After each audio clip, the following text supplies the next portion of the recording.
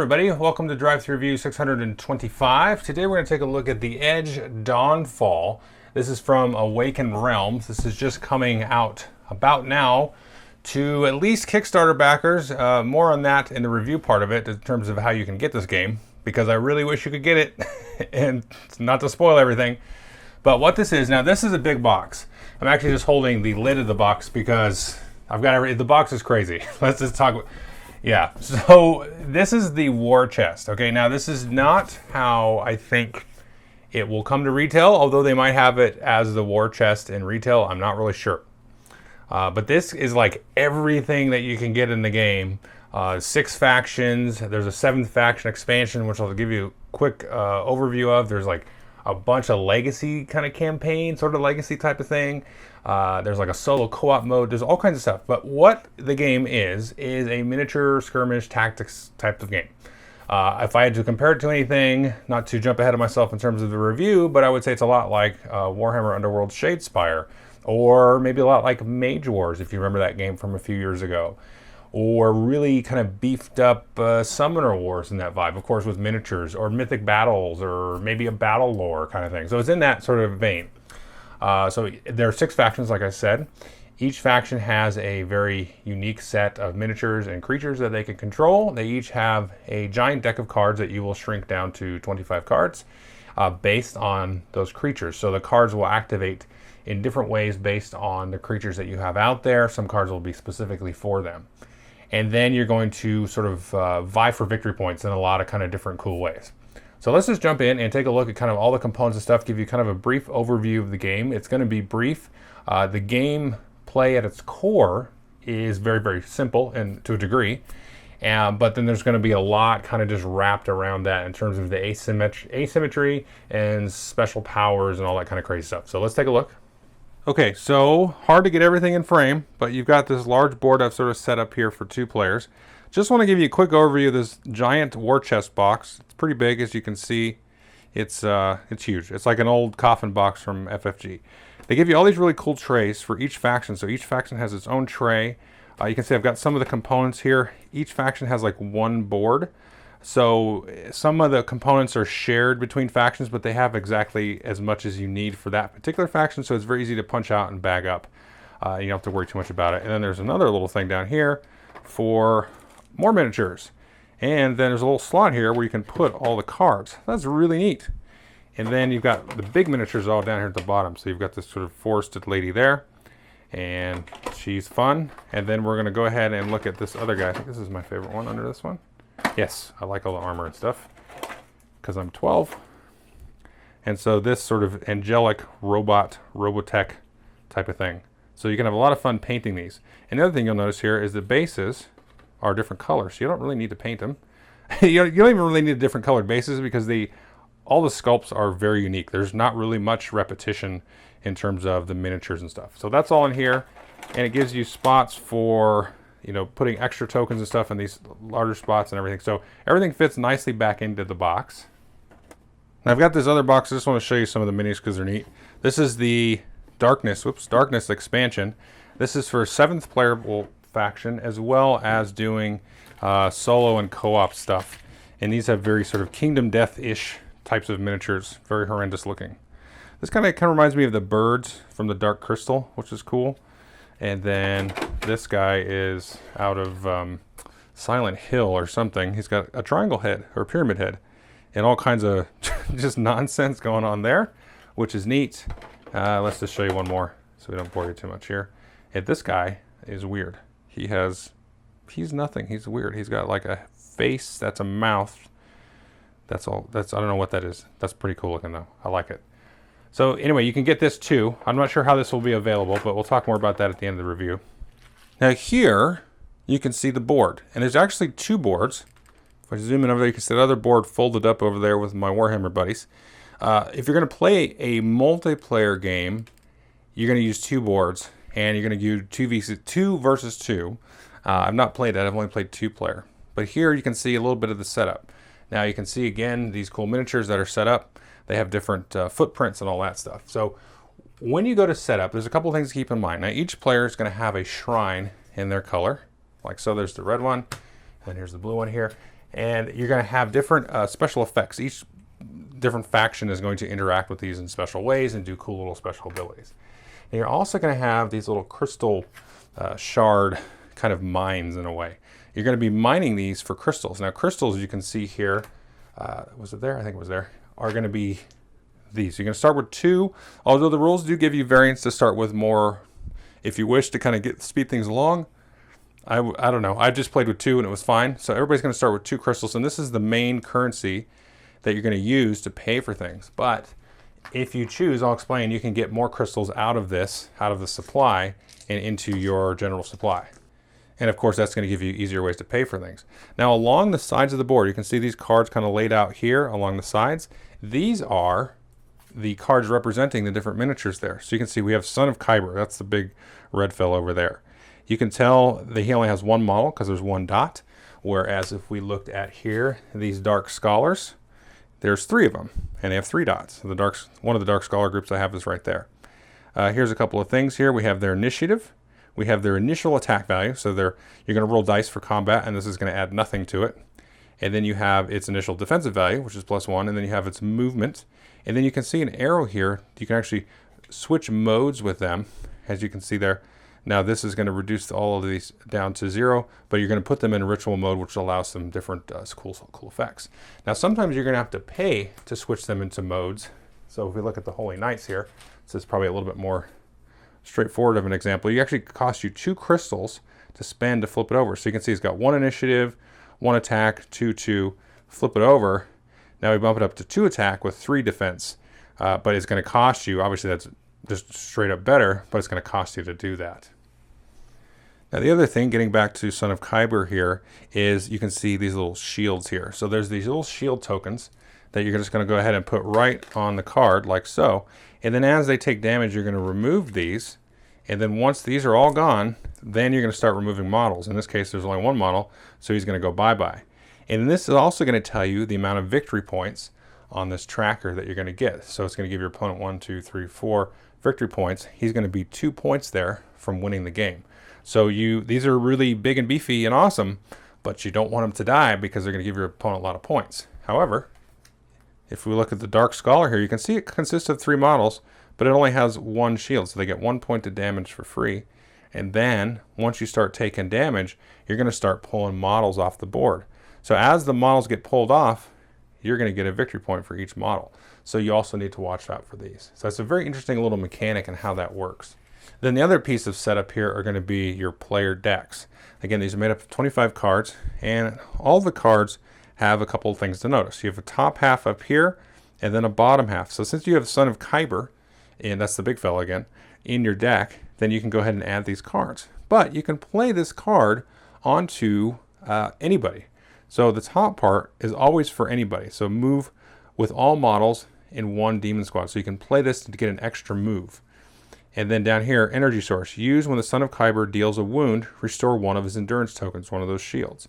Let's look at this one here. So this is the Master of Elements. This is this little sucker down here. He's kind of like a little wizard. Take a look at him.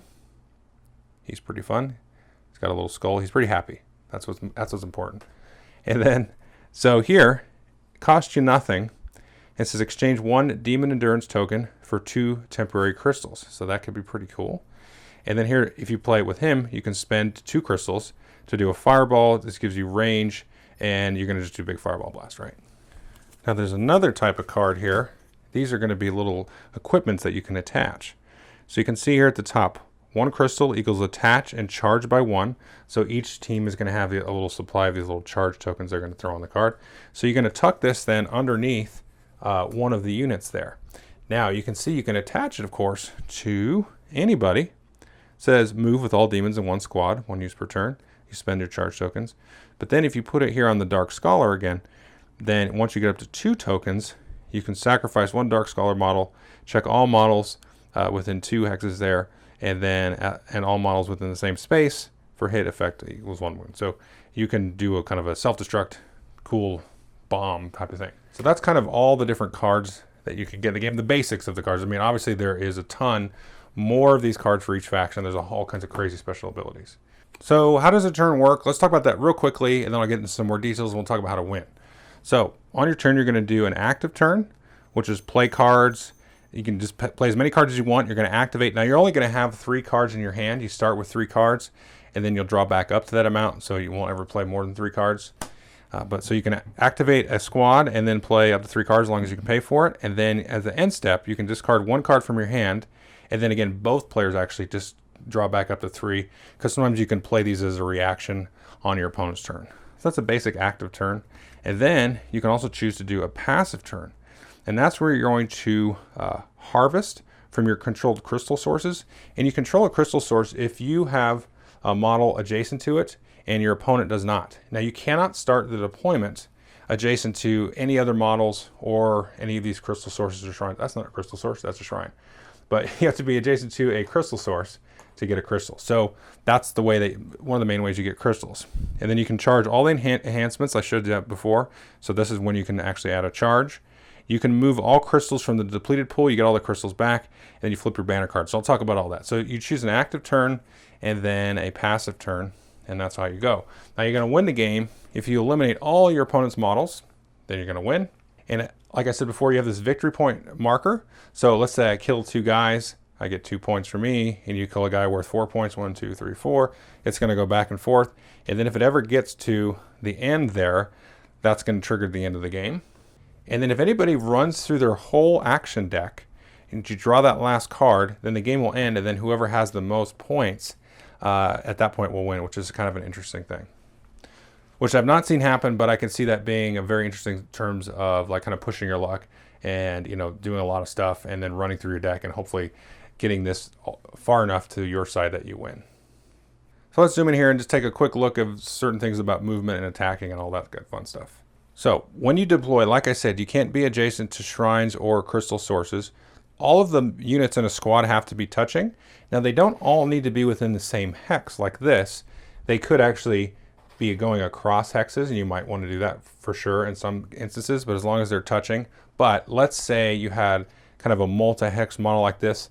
That particular model can't end their movement or be deployed going across. They've got to be fully within that. But again, you can daisy chain squads across, and then actually as you move, when you move, you're going to move hexes. So if this guy has a movement of 2, you can go 1, 2 down to here, or 1, 2, and then get into close combat with those. And you do not need to keep them all connected. So let's say I moved with them.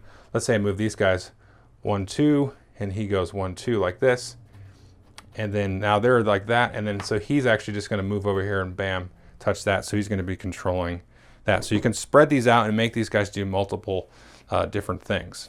So you're going to choose one squad and activate it, and then you're going to be able to play cards before, during, or after that if you wish. Like I showed you, everybody's going to start with 2 crystals. As you spend crystals, you'll just move these over here.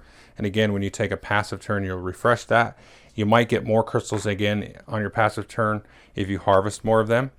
But as you play cards, you're going to usually pay a cost for it. Here you've also got your chapter banner. So we'll take a look at this guy here. It says restore 1 endurance token to the Angel of Death, which obviously is this fine character right there. And then it says, or change mode of 1 chapter squad card. And you think, well, I might do that here with this guy because he actually costs me stuff to change mode. And that's another thing you can do is actually you can change mode when you activate a unit. And then, of course, after you use this, you're going to flip that card over like that. And then during the passive turn, you're going to reactivate that special ability. So that's all you're really doing. You're activating units, playing some cards, possibly activating some instant abilities like that, or some possible different enhancements and equipment that's on your different characters. And then doing combat if you're in close combat. So let's just set up this little scenario here. We've moved these guys into sort of a wedge here to try to contest this crystal source. And now we're going to, as the red player, we're going to initiate combat. Now this model here, since he's touching him, he can only attack that model, but this guy can attack either. So you can have them both attack or whatnot. Now their buddy over here, he's not touching anybody, so he's not going to be able to attack there. So how does combat work? So the first thing you're going to do is compare initiative. In this case, the Dark Scholars that moved in, they have initiative 2. They're going to activate and attack first before the Purge Doctor.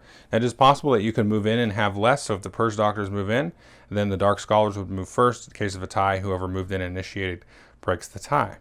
Now, if nothing else, you can just go ahead and roll a yellow die, and you're going to add this. Now this has 2 zeros on it, and it goes 1, 2, 3, 4. Or if you want, you can pay a crystal and then upgrade that to a red die. And this goes 1, 2, 3, 4, 5, 6. And then you can see the 1 and the 2 have these little cogs on them, and the zeros on the yellow die have cogs.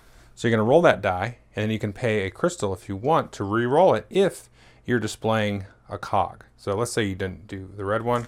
You're just going to roll 0, like, ooh, I'm going to re-roll that. Or instead of paying to re-roll that, you can take that, and then you'll get a crystal replenished back into your active pool. So you might get a little bit screwed by the dice, but there's ways to mitigate it and go about it. And this will sort of generate a little bit of reserve and maybe pent up energy to fight back another day if you roll a 0. Or in the case if you've upgraded to a 1 or 2, then you can do the same thing with re-rolling that or retrieving again a crystal. And then after they've rolled, then at that point, then the defender can make the choice.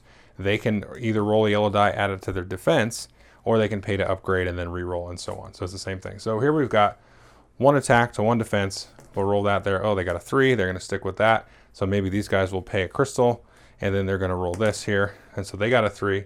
So that's a tie. In this case, the tie goes to the defender. Now, if the defender wins, in this case they won because of a tie, they get a chance to counterattack.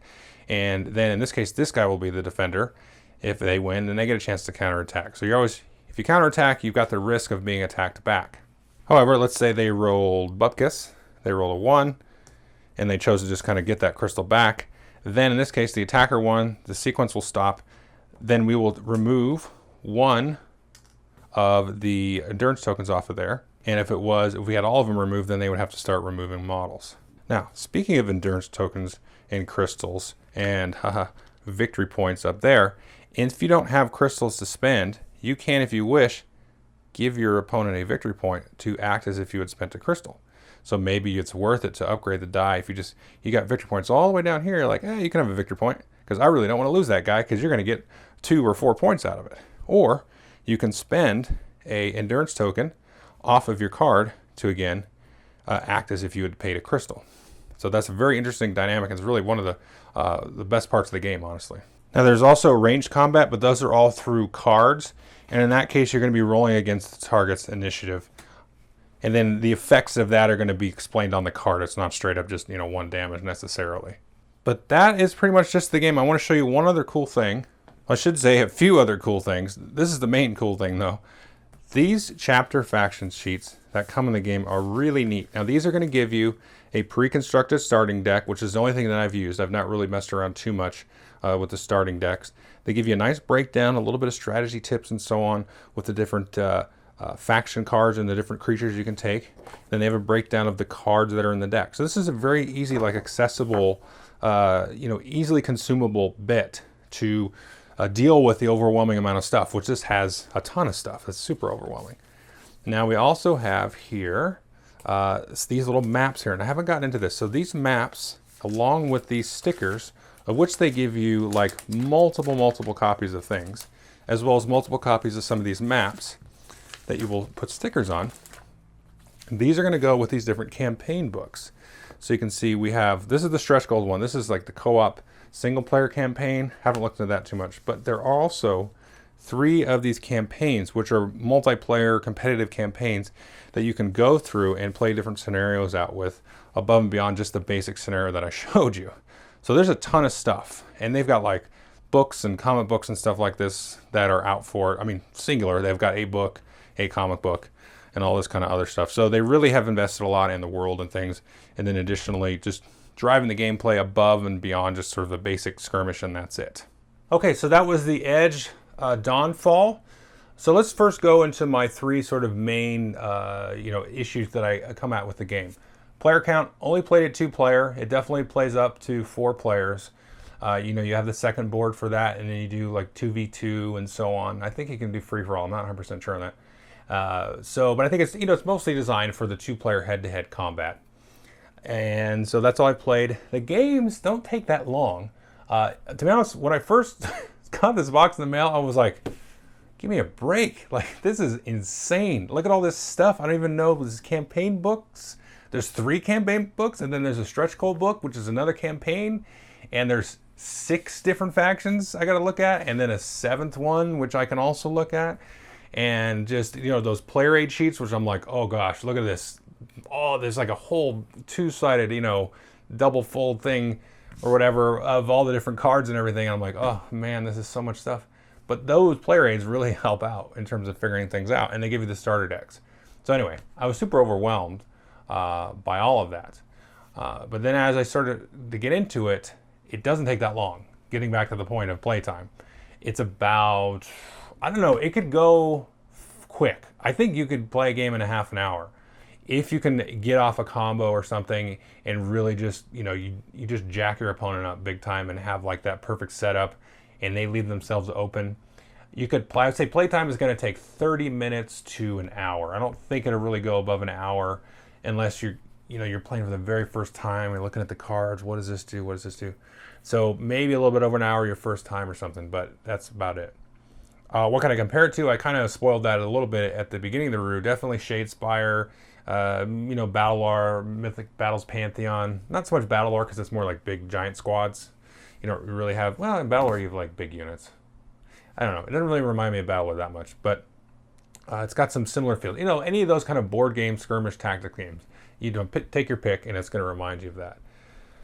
Now, this is an interesting thing. I think the gameplay, the mechanics and everything are great. The core set of rules is really simple. I mean, and I think a lot of my overwhelmingness has to do with the box that I got in the mail. You know, they sent me this as a review copy and they sent me this war chest and I was like, cool, like this is crazy. Like, what is this? Again, but I think you can get it. Now here's kind of my trick. I'm going to kind of go in a little bit of a tangent here because it's a giant miniature Kickstarter game, which is kind of its own thing these days. So you could get this huge like war chest thing. And I don't know what the price is going to be and if and when they're going to re-release that, you know, maybe do a second Kickstarter or something or put it out into retail. I know that they've expressed the desire to go out into more traditional markets. I reviewed Lords of Hellas several months ago, another excellent game from them. You know, and I know there's a desire there to have that in game stores and more wider distribution. I think that's there with this, but I don't want to speak for the publisher, obviously, because they've got plans and money concerns and, you know, and marketability and all that fun stuff. So this war chest is super overwhelming, but it's also like, man, you get so much in this box. You get 6 factions and 7 if you get the extras thing, and you get all these campaigns and you get this whole like world. And it's almost like getting like an entire, there's a little bit of hyperbole here. So you get like the whole like Warhammer universe in a box. You know, you get this whole, now not that, because obviously that's like 30 or 40 years worth of stuff. But you get like this, you get a good grounded foundation in what you get. You get all the factions, all the lore and stuff, and it's got little narrative bits in the campaign that you can go through. So you get something, I think, that it's going to last you a really long time. So in a lot of ways, you could kind of compare it to a Gloomhaven or something where you have tons and tons and tons of content.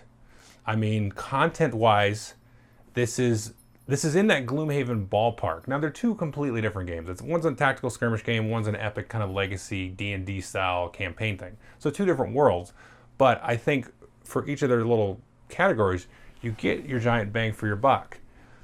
And I was thinking about this more. I played it twice the other day, and I actually got like a little bit irritated with the game and like with the way the market works. Now, not in a way that I think is really reflects negatively necessarily, although it might for some. You know, I don't think it necessarily for me reflects negatively on the game. This to me is a Kickstarter game.